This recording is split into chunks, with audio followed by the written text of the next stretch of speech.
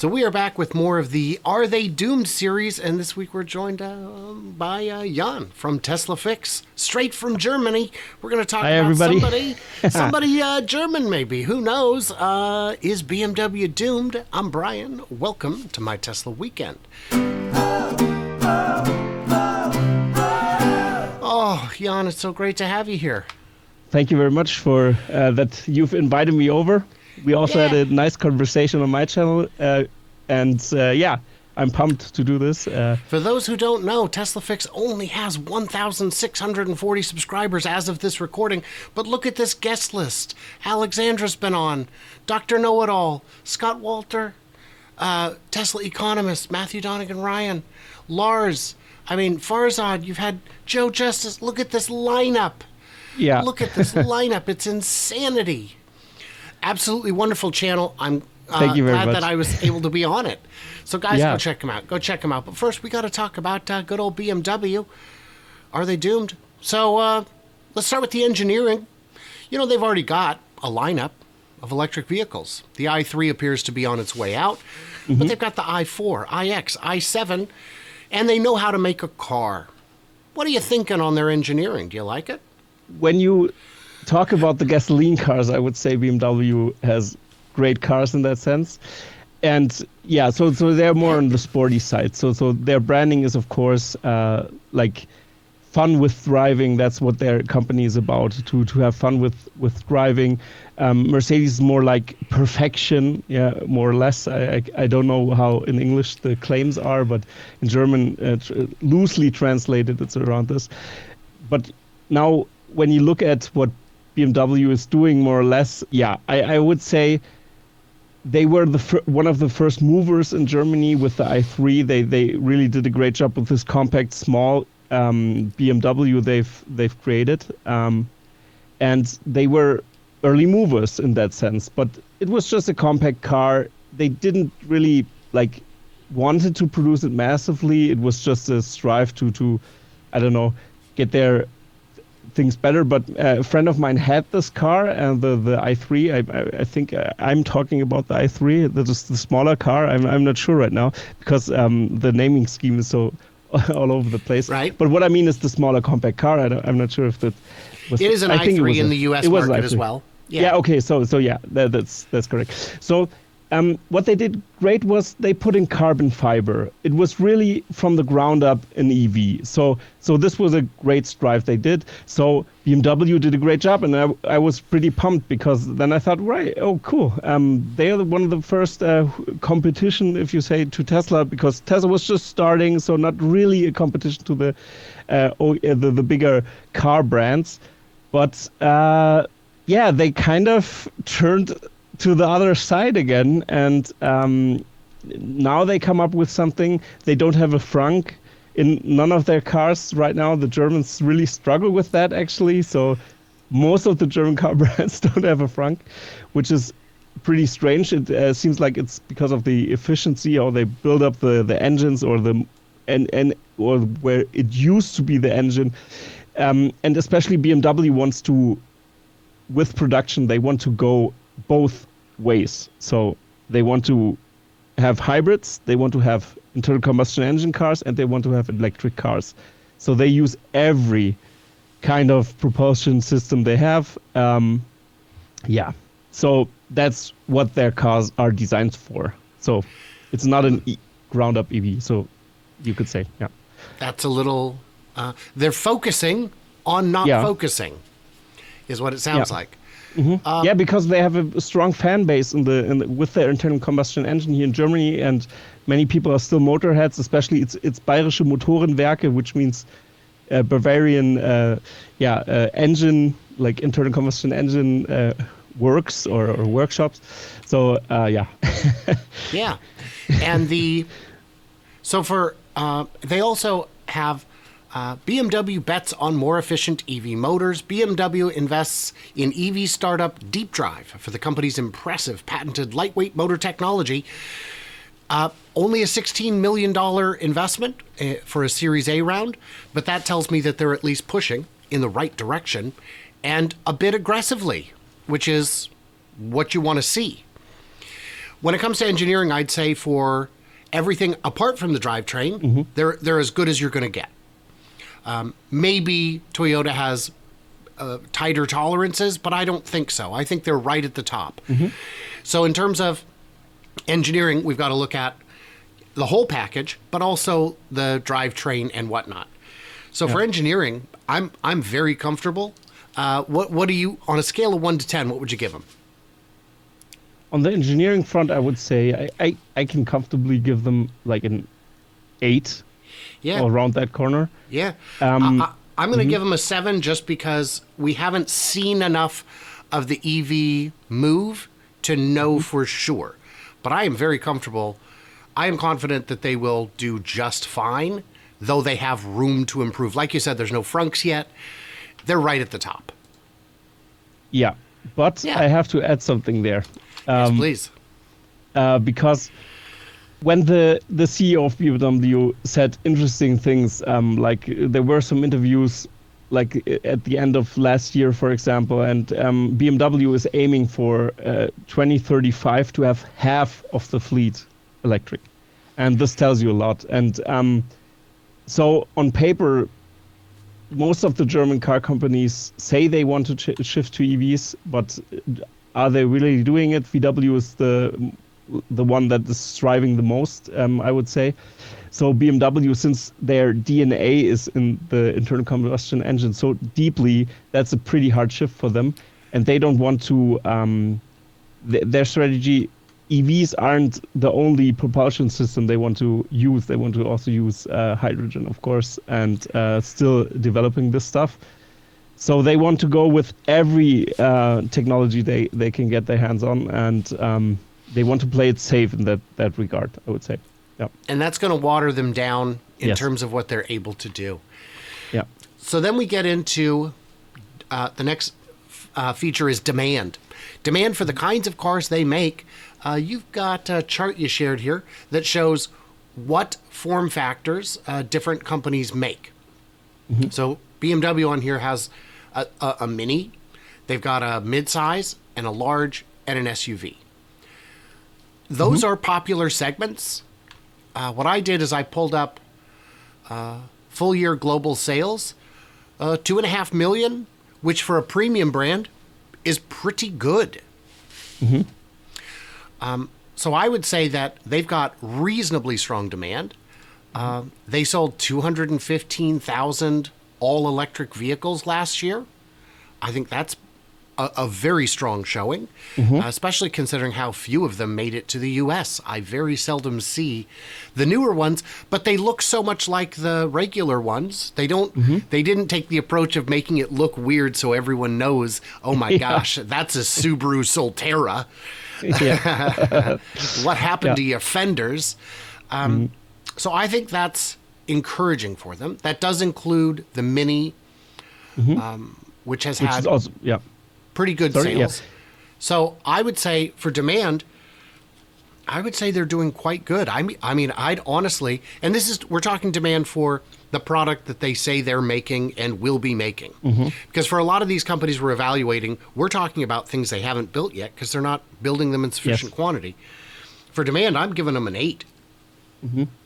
What would you say? Yeah, I would say it's solid. I would say it's solid. I mean, 200,000 is a great number. If you compare it to Mercedes, for example, has way fewer models than this.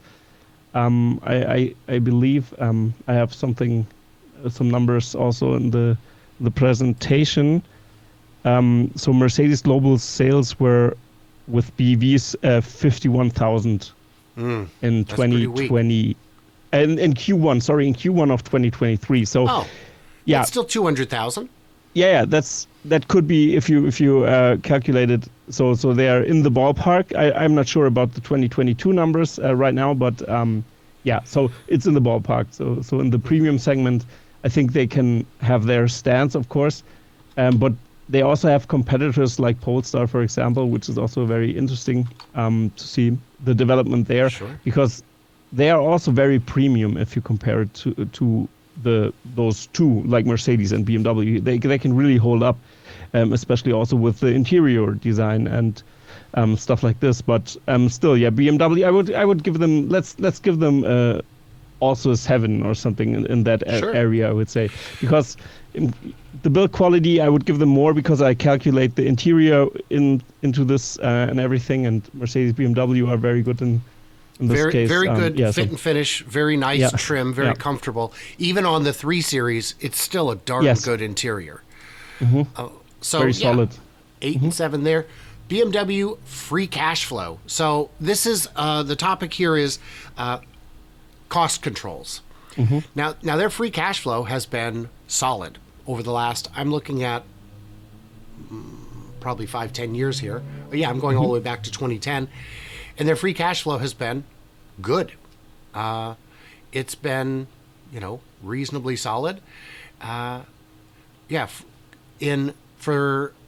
see, what's that? For Q4, their free cash flow, $25 billion. In their worst one was during the pandemic when it got down to just under $1 billion. But for free cash flow during a pandemic, that's still quite good. Yeah. So in terms of cost controls, they do have retooling they'll need to do to make the shift to electric. But they appear to have learned from their generations of production how to keep their costs under control. What would you give them for cost controls on a scale of 1 to 10? Yeah, I would say it's a double-edged sword because it's hard for me to give a high number there because I think that shifting to EVs is way more difficult for them because their DNA is so strong in the internal combustion engine. And those, like the numbers you've said were mostly, of course, the free cash flow came from the internal combustion engine, of course. That's true. So this is their, especially in China, they were pretty strong a few years, like let's say till 2018, 19 around. I don't really know the numbers, but I assume that because BMWs were also very popular in China. The Mercedes were popular, but the demand is plummeting now. So the Chinese market is shifting now. The local brands are gaining traction, and China was a very important market also for BMW. So I think this will change eventually, especially when, Europe passed a law that going on from 2035, you can't register an internal combustion engine car. So if BMW has the goal to have 50% of their fleet electric and the rest is still internal combustion engine, they have a problem then. Of course, they're lobbying like crazy right now because this is decided. So this was passed in the legislation. So this means they have to really change the law, add some things onto the law and stuff like this. So they're lobbying like crazy. So I would give them for this thing. They're good in selling internal combustion engine cars and EVs as well, maybe, but I think the margins are way lower, so I give them like a 6 or something like this because the future looks very. Sure. Yeah, Toyota will be much lower than this, of course, because their shift is not as thoroughly than like BMW is doing. They're doing a reasonable job, I would say. Yeah. Well, and Toyota has 5 times the factories to retool. Yeah, that's true. Okay, that's true. So cash on hand, again, this is one that's a lot more relevant with startups, but their cash on hand is $23 billion, which is actually down from almost $6 billion.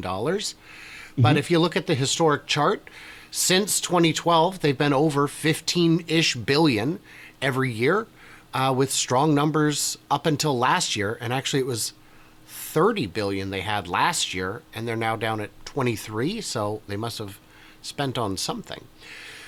Cash on hand, I think that's a great amount of money. I'm giving them a 7. I would say I would be on the same ballpark in that sense. Yeah. That's not infinite cash, but that alone could retool 4 or 5 factories without running out of cash. Yeah, and I think that's quite reasonable. So now we need to talk about their roadmap, which we've covered quite a bit already. Yeah. You said, tell me again, 2035, 50%? Yeah, around that. It's something in my head. It's not researched as thoroughly, but I assume this. This was what I'm seeing is this article's out of date. This is from 2021. They said 50% by 2030. So by 2030. Yeah, I've mixed it, but this was the number I wanted to touch on. Yeah, that's so old numbers here from 2021. This was the statistic or the numbers, right? It was 2030, not 2035. I was mixing it up because of the law that was passed in Europe. So I mixed it up a little bit. Yeah. So I think it's nice that they're buying into the little company that has more efficient motors. It's nice that they've got a variety of models available and are already selling them at reasonable volume. But I would agree with you that 50% by 2030 is not the most ambitious. And if the plan is, I've seen people say, well, everybody's going to keep selling ICE cars because a lot of the world is not ready for the higher cost of electrification. And I would disagree with the higher cost premise. That may go away before 2030, 2035. And great. Now you've got a captured market, all of, Africa. There's no margin there. Africa is not a margin-rich continent on which to do business. So for their roadmap, boy, I'm only giving them a 6. I'm going to give them a 4 or 5 on their roadmap or something. 4 or 5. Which one? I would say 4, really. Ooh. I'm not, I mean, yeah. If they still stick with 50% in 2030, when Tesla announces like or Elon Musk said that they want to reach 20 million cars a year, let Tesla have 10 million in that ballpark in 2030, then it still doesn't look really good because I would say the Chinese companies and Tesla will take up market share like crazy, and the cost will go down, the margins will go up with Tesla still, and then BMW is in such a disadvantaged position that it's crazy. And don't forget the ultimate driving machine that BMW always claims. I mean, the track mode of Tesla, the Model 3 even is pretty ridiculous, where you can just switch your if you want to have front wheel drive or rear wheel drive and how much percent you want to have to go drifting on the track. So I would say it's getting sportier and sportier, and now with the track pack they were announcing and already rolling out Tesla, they could pretty much become the ultimate driving machine in that sense. So yeah, that's my opinion in the EV space at least. Yeah. So the total score is 68 out of a possible 100. Not too shabby. That puts them ahead of Ford and Hyundai and Toyota, and of course Rivian and Nikola and Lucid and VinFast. It's got double the score of VinFast and Lucid, which doesn't surprise me. I think their prospects for survival are quite strong. And I think if it came down to a do or die moment, there would be government aid that would be likely to step in. But I don't see BMW getting to that point. I think their production is small enough that they would be able to survive based on that, especially with that kind of cash on hand. I would agree with this, but I'm not sure about maybe they will downsize a bit because but they were already preparing for a more and more smallering car market. So because the trend was already showing that the car market is stagnating or slowing down a little bit, I think this is what they were already planning ahead for, because every German OEM wants to go into the premium segment now, more or less. Yeah. Yeah, that's what I would agree with that. Okay. So that's a pretty good score. I do want to thank everyone. Before you tune out, I've got something funny to show here in a second. But I do want to thank my patrons who get early access, bonus content, all that good stuff. Literally keep the channel running. And guys, don't forget to go check out TeslaFix. The link will be in the description, and he will be back for more of these. But I did want to show. You can't see it. You'll get to see it soon enough. But these are all the goofy alternative AI thumbnails that I came up with, and they're great. Some of them are kind of beautiful. These AI tools are getting better every day, even when what you give them are not very good prompts. All right. So, thanks for hanging out with me. Everybody else in the comments, what did we miss? What do we misunderstand? Stay tuned, stay juicy, and I can't wait to hear from you clever robots the next time TeslaFix is back on the channel. Bye, everybody.